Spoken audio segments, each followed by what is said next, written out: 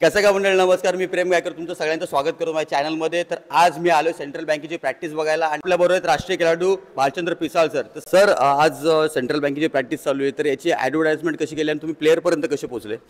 Central bank ही पहिल्यापासूनच कबड्डीत आहे आमची. ॲडव्हर्टाईज काही गरजच लागत नाही. सेंट्रल बँक एक मोठा प्लॅटफॉर्म आहे सर्व नवोदित खेळाडूंसाठी, की जे नवीन खेळाडू येतात त्यांना पहिले संधी द्यायचं काम सेंट्रल बँक करते. आणि मला वाटते भरपूर मोठे मोठे खेळाडू आपल्या सेंट्रल बँकेतून खेळून गेलेले आहेत. नक्कीच. निलेश साळुंके, आपला उमेश म्हात्रे आहे, अशासारखे प्रो कबड्डीवाले सगळे आमच्याकडनं तिथून गेलेत सेंट्रल बँकेतून. आणि सेंट्रल बँकेत एखादा खेळाडू असेल जो खेळण्यासाठी आलाय, त्याला ते कसे सपोर्ट करतात? सेंट्रल बँकेत कसं आम्ही आता पहिले परमनंट घेतो, आता परमनंट खेळाडूंना तशी लवकर भरती नाही आमच्याकडे. म्हणजे तर आम्ही स्टॅपेंड वाईज म्हणजे थोडंसं मानधन देऊन खेळाडू आम्ही घेतो. 6 महिने आमचे कबड्डी मोसम चालतो. तर 6 महिन्याच्या मोसममध्ये आम्ही खेळाडूंना किट पुरवतो. काय महिन्याचं आमचं ठरलेलं असतं ते अमाऊंट देतो, किंवा आम्ही पर टुर्नामेंट अशी अमाऊंट द्यायचो. किटचं, जाण्याचा खर्च, डाएटचं काय असतो ते प्रवास सगळं आम्ही सेंट्रल बँक पुरवते सगळ्यांना. आणि एखाद्या खेळाडूचा जर कॉन्ट्रॅक्ट झाला तर तो किती वेळ सेंट्रल बँकेबरोबर खेळू शकतो? कॉन्टॅक्ट झाला तर त्याच्या खेळाडू डिपेंड असतो. जोपर्यंत त्याची इच्छा असेल तो बस. सेंट्रल बँक स्वतःहून कोणाला सांगत नाही की तुम्ही जा म्हणून.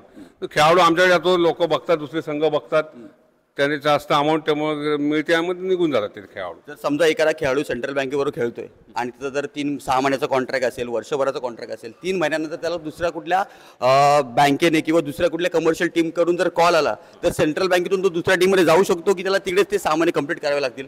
नाही, जाऊ शकतो. असं काय आम्ही बंधन नाही ठेवत कोणाला. सेंट्रल बँकेबद्दल तर सर बोललो आपण, पण आपण जर बघितलं तुमच्या पासमध्ये तुम्ही पण एक उत्तम कबड्डी खेळाडू होता, तर तुमच्या करिअरची सुरुवात कुठून झाली या कबड्डीमध्ये? कबड्डी तर आम्ही लहानपणापासून, आमचं जांभूळगाव किंवा बदलापूर पट्टा जो बोललात, तर पूर्ण लहानपणापासून सगळे कबड्डी खेळतात. म्हणजे आमचे वडीलही कबड्डी खेळायचे, भाऊ, माझा आतेभाऊ, सगळे कबड्डी प्लेअर आम्ही. तर ही जी कबड्डीची नाल ही आमची लहानपणापासूनच आहे, जी आवड होती. आता आम्ही खेळत राहणार आहे. आता शाळा माझी होती इथून गावापासून ते बदलापूर, हा जो प्रवास होता आमचा शाळेचा, हा आम्ही डोंगरातून जायचो. म्हणजे ते डोंगरात लहानपणापासून धावत जाणं, बॅग शाळेची मागे लटकवणं, धावत जाणं, आणि त्यामुळे शरीरष्टी पहिल्यापासून धड धाकडत होती.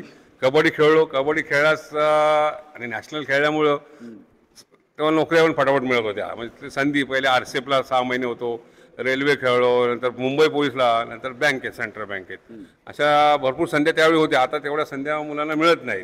पण ठीक आहे, आता आम्ही जर खेळलो तर खेळलो, आणि त्या खेळाचा उपयोग आता या नवीन मुलांना करण्यासाठी आमची सेंट्रल बँक एक फार चांगली संधी. मग सेंट्रल बँक कशी मदत करते एखाद्या प्लेअरला पुढे नॅशनल होण्यासाठी किंवा प्रो कबड्डीमध्ये आणण्यासाठी? किंवा असे काही प्लेअर आहेत का आपल्याकडे की जे सेंट्रल बँकेमध्ये खेळून नंतर प्रो कबड्डीमध्ये गेलेत? हो, नक्कीच. कारण आता अक्षय भोरचा ताजं उदाहरण आहे की तोही आमच्याकडे होता. ज्या उमेश म्हात्रे होता, निलेश साळुंके होता. म्हणजे ठाण्यातलेच मी बोलेल की या ठाण्यातल्या मुलांना की सेंट्रल बँकेत खेळताना तुम्ही दिसता. सेंट्रल बँकेत आता माझे काही आहेत ओळखीचे प्रशिक्षक, तर त्यांना मी नाव शोधतो किंवा ते खेळताना स्वतः बघतात. म्हणजे अक्षय भोर झाला, उमेश. आता एअर इंडियाला जेव्हा मी मारली ठाण्यात एक मॅच होती, ठाण्यात air India versus central bank, तिथे एवढी चांगली मुलं माझी खेळली की तिथे लगेच बंगालवाल्यासनी उमेश म्हात्रेला कॉन्टॅक्ट केला तेच त्या ग्राउंडवर. म्हणजे अशी संधी आमच्याकडे उपलब्ध होते. तर अक्षय भोरला पण लगेच घेतलं असं. आणि ह्याच्यामध्ये कोचचा रिकमेंडेशन महत्वाचा पडतो का? किंवा एखादा कोण सुचवतोय नाव की विचारतो, अरे अमुक अमुक प्लेअर खूप चांगले आहे, तर तुम्ही त्याला रेकमेंड करता की हा प्लेअर खरंच खूप चांगला आहे, तुम्ही याला घ्या, किंवा स्वतःच्या पद्धतीने एक रेकमेंडेशन देता का तुम्ही? नक्कीच. कारण आपण जेव्हा सांगतो, आता माझ्या अनुभवामुळे बरेचसे आता जे प्रशिक्षक आहेत हे कदाचित माझ्या बरोबरचेच आहेत खेळाडू, त्यामुळे ते मला सल्ला नक्कीच घेतात की बाबा भालचंद्र, का हा तुझा प्लेअर चांगला आहे का, मग याला आपण घेऊया का. त्यामुळे मला नक्की विचारलं जातं, आणि मी त्यांना नक्कीच सांगतो की माझे खेळाडू तुम्ही घ्या, तुम्हाला नक्कीच ते फायदा होईल. आणि कदाचित आत्ताच्या वेळेस आपण बघतो की प्रो कबड्डी आली आहे, आणि त्यावेळेस जर प्रो कबड्डी असेल तर कदाचित सर पण आपल्याला प्रो कबड्डीमध्ये नक्कीच दिसले असते. कारण की मी जेव्हा लहान होतो तेव्हा सरांचं नाव मी खूप ऐकलेलं होतं. तर सर, मला असं ऐकण्यात आलं की तुम्ही सगळ्यात पहिले डोंबिवलीच्या संघात खेळायचे जेव्हा तुम्ही कुमार नॅशनल झाले तेव्हा. आमच्या गावातला बालमित्र संघ होता, बालमित्र जांभूळ. खेळता मग नंतर कसं आमच्या संघात तेवढ्या टॉपच्या मध्ये मी नॅशनल खेळलो संघात जांभूळमध्ये असताना, आणि नॅशनल खेळल्यानंतर माझा संघ काही पोचत नव्हता. तर त्यामुळे दुसऱ्या संघात जायचं ठरवलं होतं, ओम कबड्डी संघ आणि छत्रपती डोंबिवली. पण ओम कबड्डी संघाने काय केलं की त्यांच्याकडे जसपाल आणि नितीन पोद्दार होता. मी एक नॅशनल खेळाडू घ्यायचा तर ह्या दोघांवर अन्याय, त्यामुळे त्यांनी ते मला नकार दिला, स्पष्ट सांगायचं. तर मग छत्रपती डोंबिवलीत गेलो. त्यांच्याकडे कोणच नव्हता. मी गेल्यानंतर छत्रपती एक 0 होती, ती डायरेक्ट टॉप 1 झाली असं. आणि मग छत्रपती डोंबिवली तुम्हाला सगळ्यात सपोर्ट कोणी केला? तर सगळेच खेळाडू सपोर्ट करायचे. आणि मी गेल्यानंतर बाजीराव गायकवाड ऍड झाला, तो पण ओरिजिनल त्यांना राईट टर्न भेटला बँक ऑफ इंडियाचा. आम्ही दोघं, एक सेंट्रल बँक, एक बँक ऑफ इंडिया, 2 खेळाडू त्यांना ओरिजिनल भेटल्यामुळे तो संघ शून्यातून डायरेक्ट 1 म्हणजे आम्ही चाचणीची हॅट्रिक पण मारली, सगळं आम्ही हे करायचं. आणि मी ऐकलेलं तुम्ही जसं कुमारघाट नॅशनल होणार आहे तसं तुम्हाला सिनियर नॅशनलचा पण कॉल आला. हो नक्कीच. म्हणजे माझं नशीब एवढं चांगलं की ज्या वर्षी मी ज्युनियर खेळलो त्याच वर्षी सिनियरला पण मला सिलेक्शन केलं. कारण तब्येतच तशी होती, बॉडी फिटनेस. आणि कसं त्यावेळी हे सर होते की अनिल करपे म्हणून आमचे कोच होते ठाणे जिल्ह्याचे. त्यांना आम्ही फार म्हणजे त्यांचा आवडीचा खेळाडू मी होतो असं मला तरी वाटतं की त्यांचा माझ्यावर खूप विश्वास होता की नाही भालचंद्र पिसाळ भाल्याच म्हणजे भाल्या म्हणूनच फेमस की भाल्या काय करायचं भाल्याच. आपण बघितलं की छत्रपती डोंबिवली हा एक जर नाव घेतलं तर आवर्जून एक नाव आपल्या समोर येतो, तो म्हणजे जितेश जोशी. जर छत्रपती आवडतं तर त्यांच्याबद्दल तुमचं काय म्हणणं आहे? त्यांचा तुमचा संपर्क आला कधी? हो आला ना. जितेशला पण पहिल्यांदा मी सेंट्रल बँकेत घेतला. म्हणजे जेव्हा मी गेलो त्यानंतर जितेश जेव्हा सेंट्रल बँकेतूनच तो पुढे दिसला लोकांना. जितेश आणि तो निलेश म्हणून होता, हे 2 खेळाडू मी बोलवले सेंट्रल बँकेत की या. पण जेव्हा आमचा खेळ म्हणजे लागलं दुखापत झाल्यानंतर जितेश जोशी ती टीम तयार झाली परत नवीन आशिष वगैरे, मग त्यांनी पण हॅट्रिक मारली चाचणीची असं.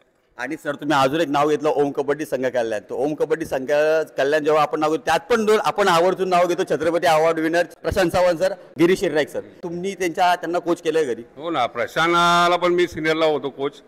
गिरीशला टीम मध्ये घ्यायचं का नाही घ्यायचं तसं प्रशांत आणि जितेश सिनियर होते ठाणे जिल्ह्यात आणि मी कोच. तर त्यांनी मला सांगितलं की नाही दादा काही कर पण जितेशला टीम घ्या, गिरीशला टीम मध्ये आण.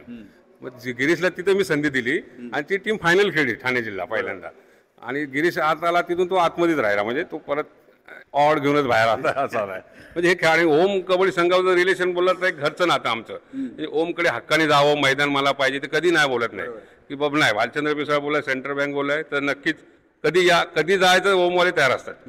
जसे आता आपले नंदकुमार नंतर कौर बदलापूरची टीम झाली आपली की ही लोक कधी नाही बोलत नाही चला कुठली मदत पाहिजे, असा हा रिलेशन कबड्डीमुळे तयार होतो की एक नातं तयार होतं सगळ्या खेळाडूंचा एकमेकांशी. आणि आपण जर या सगळ्या प्लेयरची नावं घेतली तर हे सगळे प्लेयर आपल्याला कुठे ना कुठे प्रो कबड्डीत आपला मैदान गाजवताना दिसलेले आहेत आणि महाराष्ट्राचं नाव मोठं करताना दिसलेले आहेत. पण जेव्हा आपण बघतो की एक प्रो कबड्डीमध्ये आपण बघतो की पूर्वीची प्रो कबड्डी आणि आत्ताची प्रो कबड्डी याच्यामध्ये तुम्हाला काय डिफरन्स दिसतो? पूर्वीचा म्हणजे हा आताचा 11वा सीझन आहे मला वाटतं ना आता येणारा. पहिला सीझन तुम्ही बघाल तर ते खेळाडू बघा कसे होते आणि आताचे बघा.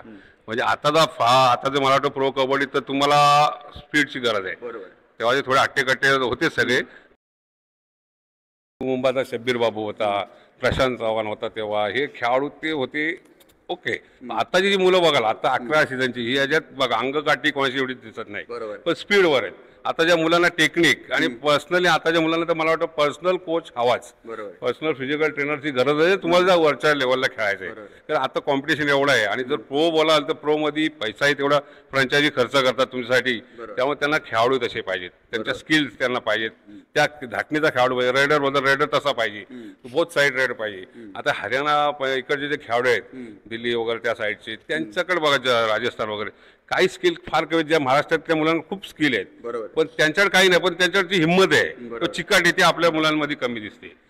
तर आपण जिद्द आणि चिकाटीची गोष्ट केली आणि बरोबर रेडर आणि डिफेंडरची गोष्ट केली. तर एखाद्या खेळाडूला एक तो ग्राउंड लेवलला खेळतोय किंवा सेंट्रल बँकच्या मध्ये खेळत असेल किंवा कुठल्याही कमर्शियल टीम मध्ये खेळत असेल, तिथून त्याला प्रो मध्ये जाण्यासाठी कसा माइंडसेट असला पाहिजे? विचार करायचे म्हणजे त्याचं ध्येय पाहिजे, काही मला काय साध्य करायचे. जर मला कबड्डीचंच करिअर करायचे, आता काही बाहेरच्या राज्यातली त्या मुलांना मी भेटलो किंवा हरियाणावाल्यांना मी विचारलं त्या मुलांना क्या करते आप, तो नहीं हमारा घर से पूरा बेस ही देता की जाओ कबड्डी खेलो, बाकी कुछ नहीं करना आपको, सुबह शाम कबड्डी. मग ते सकाळपासून जे येतात ना ते त्यांना आपल्या मुलांना तसं नसतं. आपल्या मुलांना महाराष्ट्रातल्या म्हणजे कोणाला असं हे नको की स्पष्टच बोलतो की आपल्या मुलांना असं वाटतं की आम्हाला लगेच रिझल्ट पाहिजे. रिझल्ट लगेच मिळत नाही, त्यासाठी फार मेहनत करायला लागते. तुम्ही सकाळ संध्याकाळ ते करा, तुम्हाला नक्कीच रिझल्ट मिळेल. पण कधीतरी असा एक प्रश्न तयार होतो सर की खेळाडूच्या जीवनात किंवा मी असेल किंवा अजून भरपूर खेळाडू आहेत की त्याला 2 गोष्टींमध्ये चॉईस करायला लागतं. मग ती गोष्ट असेल जॉब किंवा कबड्डी, फॅमिली किंवा कबड्डी, घराची परिस्थिती किंवा कबड्डी. मग त्यावेळेस त्या खेळाडूने काय केलं पाहिजे आणि त्यावेळेस सेंट्रल बँक कशी त्याला मदत करते? सेंट्रल बँक नक्कीच बरोबर. माझ्या बाबतीत मी सांगतो की माझ्या घर वडिलांचा एखादा सॅलरी, 4 भावंड आम्ही, मग शिक्षण कसं त्याचा मला माझा आतेभाऊ बोलला की भाल्याच आपल्याला काय क्रिकेट हा महागडा खेळ का परवडण्यासारखा नाही, कबड्डी आपला खेळ, कबड्डी तुझ्या अंगकाठी चांगली आहे. मग ती अंगकाठी आणि कॉलेजला गेल्यावर सगळे टीम म्हणजे मित्र परिवार चांगला भेटला आणि ते कबड्डीतच घुसलो, कबड्डीतच कॅरियर करायचं ह्या दृष्टीने. मग तिथे मी कोणाची वाट नाही बघितली की मी एकटाच ग्राउंडवर असायचो, मग बाकीचे 6 येऊ का 7 येऊ कोणाची वाट नाही. मी एकटा मेहनत करायचो, एकट्या डोंगरावर धावायचो, रोडला धावणं हे माझं चालूच असायचं. तर एखादा खेळाडू खरोखरच गरीब आहे, पण त्याला आवड आहे कबड्डी खेळावी आपण, तर परिस्थिती नसते घरची हां, तर त्यांनी नक्कीच माझ्याकडे यावं. आमची सेंट्रल बँकेच्या माध्यमातून किंवा माझ्या माध्यमातून नक्कीच त्या खेळाडूला माझी मदत होईल.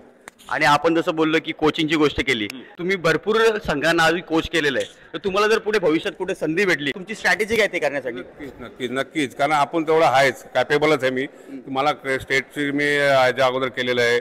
आता नॅशनलला जर मला या लोकांनी संधी दिली तर नक्कीच मी तिथे माझा रिझल्ट देऊ शकतो, कारण त्या दृष्टीने नक्की फुल प्रिपेअर आहे. कबड्डी प्रशिक्षकाचा अनुभव फार आहे, तर जो कबड्डी प्रशिक्षक असा असावा की ज्याला लहान म्हणजे ऑन ग्राउंड म्हणजे छोट्या संघापासून जो खेळाडू घडवतो, तर मोठ्या खेळाडूंना काय प्रश्न नाही पडत. आणि आता जे खेळाडू कसे आहेत, तर फक्त हा प्रशिक्षक आहे, मग त्याचा आदर नक्कीच ते मोठे खेळाडू पण ठेवतात की नाही गुड असं. आणि सर आता जर बघितलं कबड्डीला घेऊन तुमचा पुढचा प्लॅन काय? कबड्डी घेऊन आता माझ्या इथे तर माझ्या गावातील सरपंच आमचे परीक्षित पिसाळ यांनी मला हे आता मोठं करून दिलेलं आहे. अक्षरशः म्हणजे इथे कबड्डीचं अकॅडमी आमच्याच गावात आम्ही करावी असा एक फ्युचर प्लॅन आहे. आम्ही त्या फ्रँचायझी शोधतोय, आता 2-3 फ्रँचायझी आल्या माझ्याकडे, बघूया कोणाकडे डन होतं ते. तर खरंच आपण सगळे जर सरांनी अकॅडमी चालू केली तर आपण त्यांना सपोर्ट करायचा नक्की प्रयत्न करू. आणि सपोर्टपेक्षा सरांनी आधी पण खूप खेळाडू घडवलेत आणि त्यांना सपोर्ट सुद्धा केलाय. तर धन्यवाद भालचंद्र पिसाळ सर की तुम्ही आम्हाला तुमचा वेळ दिला. धन्यवाद. तर आज आपल्या बरोबर आहेत कुशल गड्डेलू. कुशल गड्डेलू वाटतं नॅशनल प्लेअर पण आहे. हो. आणि आज आपण बघितलं कुशलला, तू किती वर्ष झाली सेंट्रल बँकेसाठी खेळतोय? मी 4 वर्ष सेंट्रल बँक मधून खेळतोय. 4 वर्ष खूप मोठा वेळ टाइम झालाय कुशल झाला. तर 4 वर्षात तुझा सेंट्रल बँकेचा एक्सपिरियन्स कसा होता? तू भरपूर टुर्नामेंट खेळला असेल, तर त्यात तू सरांची कोचिंग कशी होती ते सुद्धा सांगू शकतो आम्हाला? हो, बालचंद्र सरांच्या नेतृत्वाखालीच मी ऍक्च्युली नॅशनल झालोय. त्यांनीच मला खूप चांगली नॅशनल नंतर लगेच त्यांनी मला संधी दिली सेंट्रल बँकमध्ये खेळण्याची, आणि त्याच्यामुळे मला खूप चांगला बेनिफिट भेटलं. मी खूप जास्ती टुर्नामेंट मोठ्या स्टेजवरती खेळलो आणि त्याच्या एक्सपिरियन्समुळे मी आज इथे आहे. आणि सरांच्या कोचिंग बद्दल बोलतो की मला बेंगॉल वॉरियर्सची ट्रायल पण दिलेली, मग तिकडे तुला सरांनी सपोर्ट केलेला का? हो बरोबर. ऍक्च्युली मी त्यांच्यामुळेच बेंगॉल वॉरियर्सच्या ट्रायलला गेलो होतो. पूर्ण 100 जणांमध्ये मी 14 जणांमध्ये सिलेक्ट झालो होतो. ते बालचंद्र पिसाळ सर त्यांच्या गायडन्सनेच. थँक्यू कुशल, तुझा वेळ दिल्याबद्दल. आणि असंच तू पुढे पण सेंट्रल बँकेसाठी खेळत राहा, सेंट्रल बँकेचं नाव मोठं करत राहा. हाय गाईज, सर आज आपल्या बरोबर आहे जितेश महेश कदम. जितेश, तू कुठल्या टीम मध्ये खेळतो आणि कुठल्या जिल्ह्यात आहे? जय भवानी तरुमंडळ कर्जावडे, मुंबई उपनगरमधून खेळतो. मुंबई उपनगर. मग तुला सरांनी कॉन्टॅक्ट कसा केलं की आज सेंट्रल बँकेची प्रॅक्टिस आहे, किंवा तुला कुठे बघितलं सरांनी? मी ज्युनियरची टुर्नामेंट खेळून आलो बीडला मुंबई उपनगरकडनं. तेव्हा सरांनी मला एक ठाण्यात मॅच झाली तिथे बघितलं, तिथे बोलवलं आम्हाला करेर रोडला प्रॅक्टिसला. तर तिकडे आम्हाला प्रॅक्टिसला पहिला आम्हाला सरांनी सगळ्यांना चान्स दिले, त्यातनं प्लेयर चॉईस केले कुठचा प्लेअर घ्यायचा आहे काय घ्यायचा आहे, आणि मग त्यानंतर सरांनी आम्हाला टीममध्ये घेतलं बँकेच्या. आणि जेव्हा तुझं सिलेक्शन झालं टीममध्ये, तर कसा तुला सरांनी सपोर्ट केला, किंवा सेंट्रल बँक कशी सपोर्ट करते एखाद्या खेळाडूला पुढे जाण्यासाठी? सेंट्रल बँकेचं कसं आहे सर, डायरेक्ट जो प्लेअर चांगला खेळतो त्याला इन टीम खेळवतातच, आणि सर बाहेर बसलेल्या प्लेअरचे पण होप्स वाढवतात की कोणालाही उतरायला लागेल, कोणाला पॉईंट लागत नाही त्याला बाहेर बसवतात. मग जो चांगला खेळतो त्याला प्राधान्य पहिले देतात. आपल्याबरोबर आज खेलो इंडियाचा प्लेअर सौरभ राठोड. सौरभ, तू कुठल्या जिल्ह्यातून खेळतो आणि कुठल्या टीम मधून खेळतो? मी बीड जिल्ह्यातून खेळतो, शारदा कबड्डी स्पोर्ट्स अकॅडमी या संघात. बीड मधला प्लेअर आहे, तर बीड मधला प्लेअर ठाणे जिल्ह्यात कसा आला, किंवा सरांनी तुला कॉन्टॅक्ट कसा केला? मी लास्ट इयरला खेलो इंडिया खेळलो तेव्हा सरांचा माझा कॉन्टॅक्ट झाला होता, तेव्हा सरांनी मला ट्रायलला बोलून घेतलं, तर आज मी ट्रायलला इथे आलो. तर अथर्व, तुला सेंट्रल बँकेची प्रॅक्टिस मध्ये मी तर वाटतं भरपूर वर्ष तू खेळलायस. हो, मी आता सेंट्रल बँकमध्ये 2 वर्ष तरी मला झाले असेल खेळतोय मी. तरी मी सेंट्रल बँकमधून मी 2 टुर्नामेंट तरी मी मोठ्या स्टेजवर खेळलो असतो. पाचगणी असेल, शिवनेरी असेल, परवा देवीला असेल, त्यामध्ये मी टुर्नामेंट मोठ्या स्टेजवर खेळलो. पण जेव्हा आता बघतो की 20 मध्ये तुझं एज मला भरपूर कमी वाटते, मग जर तुझं एज कमी आहे तरी तुला सेंट्रल बँक किंवा सर तुला खेळण्यासाठी चान्स देतात? हो, सरांनी माझा पहिल्या टुर्नामेंटात शिवनेरीला मला चान्स दिला, तेव्हा मी एकदम चांगला खेळ होतो, मग तेव्हा चांगले पॉईंट माझा होतो, त्यापासून मला सेंट्रल बँकमध्ये ठेवून दिलं. तर सेंट्रल बँकेची कोचिंग आणि इतर संघ असतील त्यांची कोचिंग, याच्यामध्ये तुला काय फरक जाणवतो?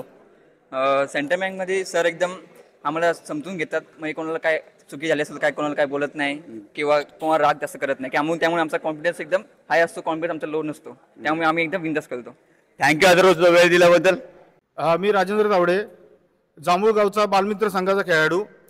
भालचंद्र पिसाळ सर यांच्याबरोबर मी 13 वर्षापासून खेळत आहे. आणि भालचंद्र पिसाळबरोबर बोलायचं म्हणजे ते खूप कष्ट करून मेहनत करून त्यांनी अनेक क्षेत्रामध्ये नाव कमवलेलं आहे आणि खेळ दाखवलेले आहे. आज राज्यस्तरीय जिल्हास्तरीय त्यांनी गाजून सोडलेलं आहे आणि त्यांचा अनुभव हा जांभूळगावला देत आहेत. आज जांभूळगावचे अनेक खेळाडू तसेच बाहेर गावातून पण अनेक खेळाडू त्यांनी घडवलेले आहेत आणि ते आता घडवत आहेत. आणि सध्या त्यांचा चिरंजीव अथर्व पिसाळ यांची पण आता सध्या चांगली खेळामध्ये हे चालू आहे, चांगले खेळतात ते. आणि जांभूळगावचा इतिहास काहीतरी वेगळाच घडवतील, चांगल्या प्रकारे हे होतील. बस 2 शब्द माझे मी संबोध आहे. धन्यवाद.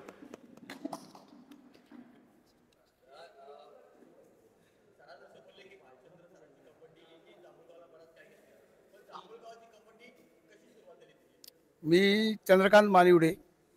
आमचा ओरिजिनल गेमच कबड्डी.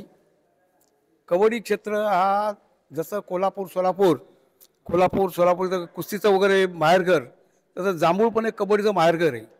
याचा एक अनुभव असा की या गावातली शाळेतली पण टीम कुठे गेली खेळायला ती फायनलच मारणार आमची, एवढी गॅरंटी.